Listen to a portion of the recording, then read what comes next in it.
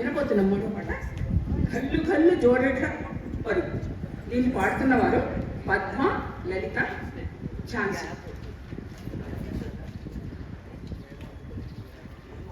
కళ్ళు కళ్ళు జోడెట్ల పరుగు, ఉన్న ఊరిని కన్న తల్లిని మాతృభూమిని వదిలిపోవాలంటే చాలా కష్టమే.